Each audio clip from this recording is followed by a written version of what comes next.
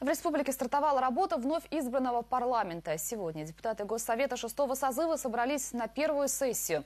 Традиционно она посвящена оргвопросам, выборам председателя, секретариата, руководителей комитетов, аппарата.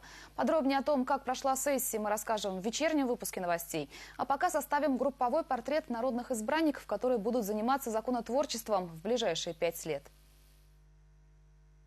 Из 44 депутатских мест основная часть, а именно 36, досталась представителям «Единой России». По 3 мандата получили ЛДПР и КПРФ. Позиции справедливороссов заметно пошатнулись. В этом созыве их осталось только 2 – Игорь Маляков и Сергей Семенов. Тогда как в прошлый раз фракция состояла из 5 человек. В нынешнем Госсовете около половины новобранцев, у которых нет опыта законотворческой работы. При этом в парламенте республики много и знакомых лиц. Теперь статус депутата у бывших министров природы Сергея Павлова, спорта Сергея Мельникова, руководителя госслужбы по тарифам Альбины Егоровой и уполномоченного по правам ребенка Вячеслава Рафинова. Единственный депутат, который работал во всех 6 созывах – Игорь Маляков. Самый возрастной народный избранник Елена Бадаева, генеральный директор Чебоксарского хлебозавода номер 1. Самый молодой – Кирилл Ермолаев. Традиционно в чувашском парламенте совсем немного женщин, всего 5. Еще одна особенность нынешнего созыва – солидное представительство медицинского сообщества. Сразу 5 человек. Директор аптечной сети, главные врачи стоматологических клиник, центра эндопротезирования и офтальмологической больницы.